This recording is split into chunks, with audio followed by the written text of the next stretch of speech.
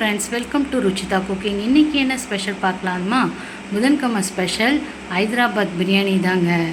வெள்ளை கலரு, மஞ்சள் கலரு, அப்புறம் ஆரஞ்சு கலரு, ஒரு 3 கலர் சேர்ந்துருக்கு பாருங்கள். சேலையூரில் ஞாயிற்றுக்கிழமை தான் சாப்பிட்டேன். சரி, நம்ம வீட்லேயும் இது செஞ்சு பார்க்கலாமே அப்படின்னு தான் ஒரு ஐடியா வந்தது. செஞ்சு பார்த்தோம், சூப்பராக வந்திருந்தது. அதுக்கு தோதா, தயிர் பச்சடி, பிரெட் அல்வா, அதுவுமே ரொம்ப சூப்பராக வந்திருக்கு. நம்ம வீடியோவை பார்த்துட்டு செஞ்சு பாருங்கள். பிரியாணிக்கு ஒரு மசாலா பார்த்துடலாம். 3 ஏலக்காய், 2 துண்டு பட்டை, இதை மிக்சியில் போட்டு நல்லா பொடி பண்ணிக்கலாம். பிரியாணி மசாலா ஃபைனாக அரைச்சாச்சு. 25 கிராம் பூண்டு, 25 கிராம் இஞ்சியை நல்லா தோல் எடுத்துகிட்டு வாஷ் பண்ணிவிட்டு நல்லா ஃபைன் பேஸ்ட்டாக அரைச்சிக்கலாம்.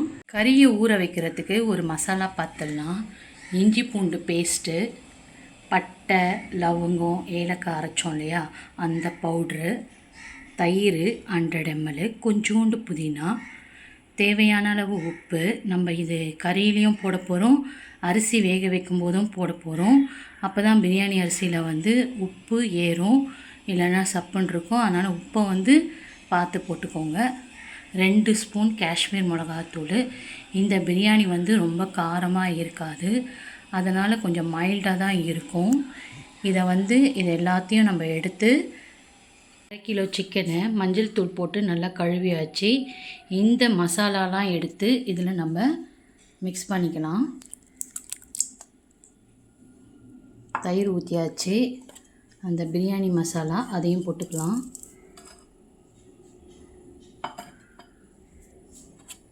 இஞ்சி பூண்டு பேஸ்ட்டு,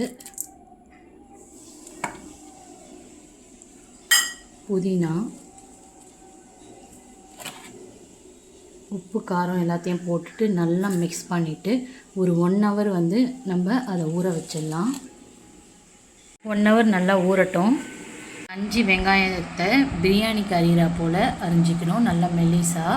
அதுக்கப்புறம் ஒரு 6 பச்சை மிளகாவையும் நம்ம கீறி வச்சுக்கலாம். இப்போ நல்லா அகலமான ஒரு கடாய் வச்சாச்சு. அதில் 3 டேபிள் ஸ்பூன் நெய் ஊற்றிக்கலாம். இந்த வாட்டி ஆவின் நெய் என்னவோ மஞ்சளாக இருக்குது, மேபி கலர் சேர்க்குறாங்கன்னு நினைக்கிறேன். நெய் இப்படியா இருக்கும் கலராக? ஆவி நெய் தான் அது, மஞ்சளாக இருக்குது பாருங்களேன். அப்புறம் 3 டேபிள் ஸ்பூன் கடலெண்ணெய், ரீஃபைண்ட் ஆயில், இது 2ல் எதுனா ஒன்று சேர்த்துக்கோங்க. 3 டேபிள் ஸ்பூன் சேர்த்தாச்சு. எண்ணெய் நல்லா காஞ்சிட்ட பிறகு தான், அந்த எண்ணெயும் நெய்யும் நல்லா காஞ்சிட்ட பிறகு தான் நம்ம இந்த வெங்காயமும் பச்சை மிளகாவும் போடணும்.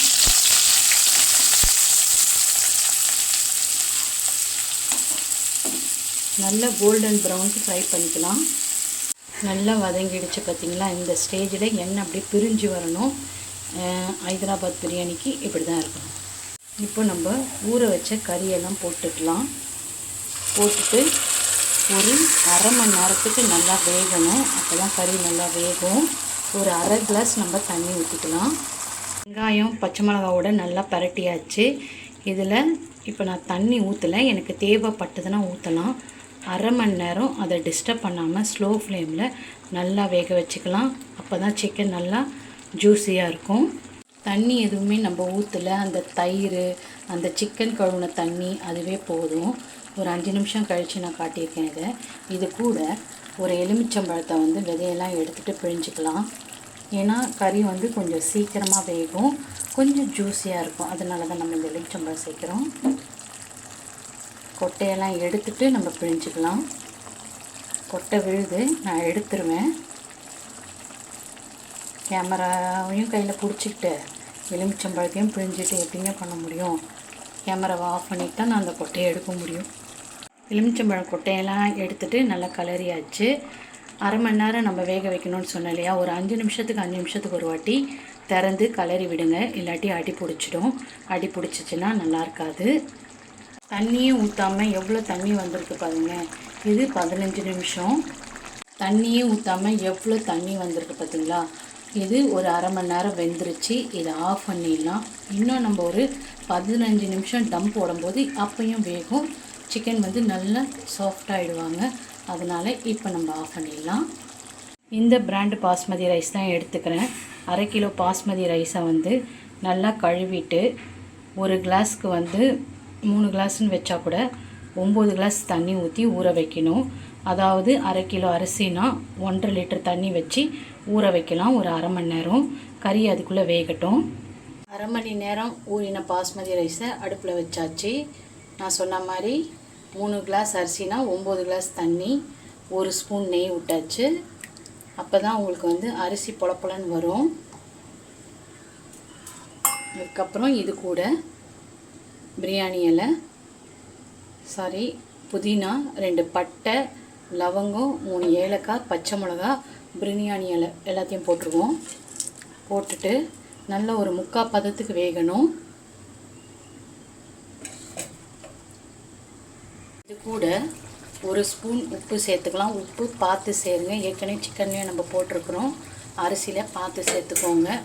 எவ்வளோ உப்பு தேவைப்படும்ன்றதை பார்த்துக்கோங்க. 3/4 பதம் வெந்துருச்சு. இது வேகிறதுக்கு எனக்கு 15 நிமிஷம் ஆச்சு. ஒரு அரிசிக்கும் ஒரு டைம் இருக்கும். பார்த்து 3/4 பதத்துக்கு வேக வச்சுக்கோங்க. இதை நம்ம வடிச்சிக்கலாம். பிரியாணி குண்டா எடுத்துக்கலாம். முதல் லேயர் வந்து சாப்பாடு, அடுத்த லேயர் கறி தொக்கு, அதே மாதிரி அடுத்த லேயர் சாப்பாடு, அடுத்த லேயர் கறி தொக்கு, அதே மாதிரி எத்தனை லேயர் வருதோ அது மாதிரி போட்டுக்கலாம். ஒரு லேயர் சாப்பாடு போட்டாச்சு. அடுத்த லேயர் வந்து அந்த சிக்கன் வேக வச்ச தண்ணி ஊற்றிக்கலாம். சிக்கனையும் போட்டுக்கலாம்.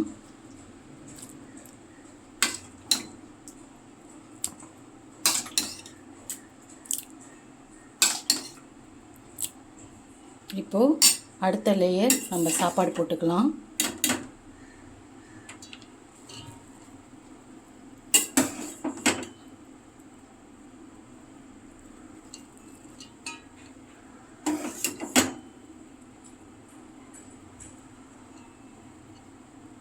இப்போ அடுத்த லேயர் நம்ம அந்த சிக்கன் கிரேவியை ஊற்றிக்கலாம்.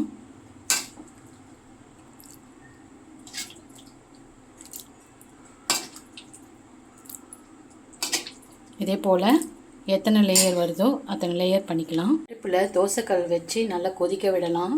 அது கொதிச்சிட்ட பிறகு நம்ம அந்த பிரியாணி குண்டாவை வச்சுட்டு தம் போட்டுடலாம். தோசைக்கல் மேலே பிரியாணி குண்டாவை வச்சாச்சு.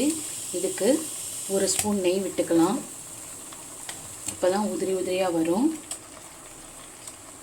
நெய் விட்டாச்சு. ஒரு கொஞ்சம் குங்குமப்பூவை எடுத்து சுடு தண்ணியில் ஊற வச்சுருக்கேன். கலர் எவ்வளோ அழகாக வந்திருக்கு பாருங்கள். அதையும் நம்ம மேலே ஊற்றிடலாம். மஞ்சள் கலர் வரத்துக்கு. மஞ்சத்தூளை போட்டுறாதீங்க, அதோட ஃப்ளேவரே போயிடும். தோசைக்கல் அதுக்கு மேலே பிரியாணி குண்டா மூடியாச்சு. மேலே வந்து தண்ணி வச்சு வெயிட் கொடுக்கணும்.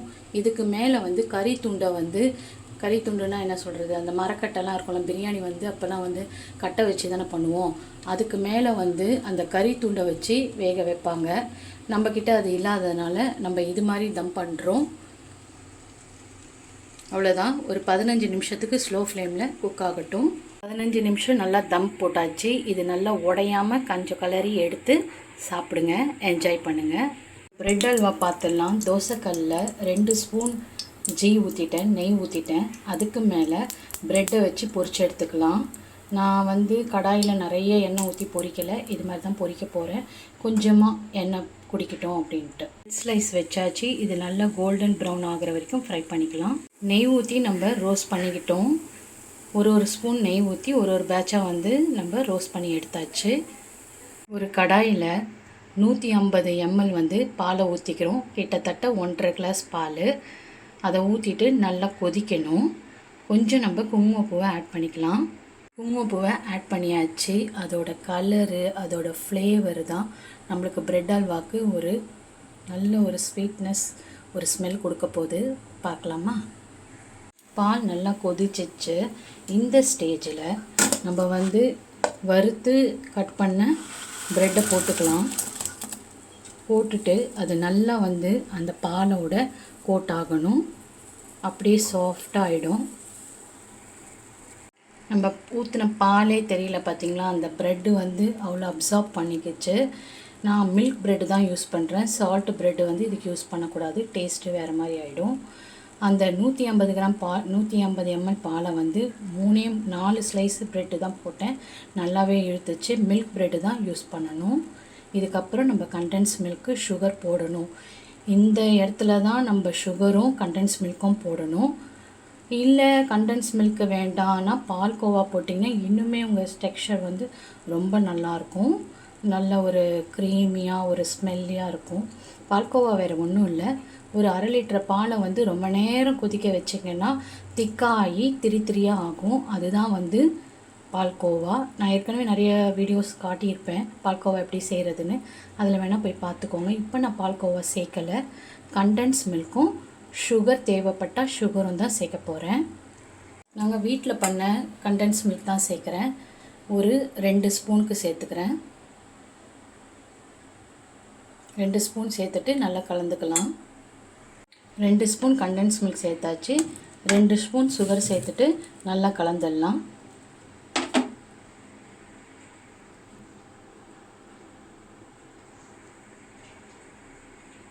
பொடிச்ச பாதாமை கடாயில் போட்டுட்டு நெய் ஊற்றி நல்லா ஃப்ரை பண்ணி எடுத்துக்கலாம். 1 ஸ்பூன் நெய், வறுத்த ஒரு 10 பாதாம் பொடி பண்ணது அதையும் போட்டுட்டு லைட்டாக கலரிடலாம். ஸ்டவ்வை கொஞ்சம் ஆஃப் பண்ணி பண்ணுங்கள், இல்லைன்னா தீஞ்சு போயிடும். சூப்பராக பிரெட் அல்வா ரெடி ஆகிடுச்சு. பால்கோவா போட்டால் ஒரு டேஸ்ட் வரும். நம்ம அது போடலை, கண்டென்ஸ் மில்க் யூஸ் பண்ணியிருக்கோம், சுகர் யூஸ் பண்ணியிருக்கோம். இதுவுமே டேஸ்ட்டாக தான் இருக்கும். ட்ரை பண்ணி பாருங்கள்.